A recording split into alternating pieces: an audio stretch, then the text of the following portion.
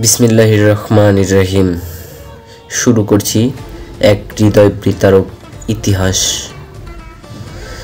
1400 বছর আগের কথা, 680 খ্রিস্টাব্দ, 10 মুহররম। বর্তমান ইরানের কারবালা নামক প্রান্তরে ঘটেছিল এক হৃদয় বিতারক ঘটনা, যা মুসলিম উম্মার ইতিহাসে চিরকাল বেদনার স্মৃতি হয়ে আছে। এই দিনই মহানবী হযরত মুহাম্মদ সাল্লাল্লাহু আলাইহি সাল্লামের প্রিয় দৌহিত্র ইমাম হুসাইন এবং তার পরিবারের সদস্য ও সঙ্গীরা সত্য ও ন্যায়ের পক্ষে দাঁড়িয়ে অন্যায়ের বিরুদ্ধে রুখে দাঁড়ান। তৎকালীন শাসক ইয়াজিদ ছিল স্বৈরাচারী, ধর্মবিরোধী এবং জুলুমের প্রতীক। ইয়াজিদ তার শাসন বৈধতা দেওয়ার জন্য ইমাম হুসাইনের কাছে থেকে বাইয়াত বা আনুগত্য চেয়েছিল, কিন্তু ইমাম হুসাইন অন্যায়ের সঙ্গে আপোষ করেননি। তিনি জানতেন অন্যায়ের সঙ্গে মাথা নত করা মানে ইসলামকে ধ্বংস করা।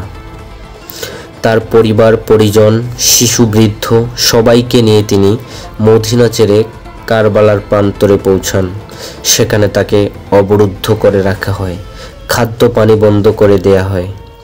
অবশেষে 10 মুহররম আশুরার দিনে ইমাম হুসাইন রাদিয়াল্লাহু তাআলা আনহু ও তার 72 জন সাহসী সাথী ইয়াজিদ বাহিনীর বিরুদ্ধে যুদ্ধ করেন।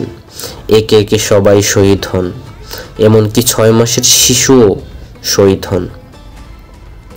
6 মাসের শিশু আলী আসগরকে নির্মমভাবে হত্যা করা হয়।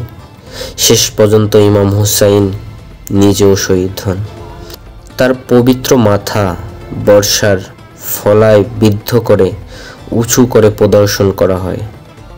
এই ঘটনা শুধুমাত্র এক পরিবারের শহীদ হওয়ার ঘটনা নয়, এটি ন্যায় ও সত্যের জন্য আত্মত্যাগের শ্রেষ্ঠতম উদাহরণ। কারবালার শিক্ষা হলো অন্যায়ের বিরুদ্ধে প্রতিবাদ করতে হবে, সত্য ন্যায়ের পথে থেকে কখনো বিচ্যুত হওয়া যাবে না। আজও আশুরার দিন মুসলিম বিশ্বের শোক ও শিক্ষা গ্রহণের দিন।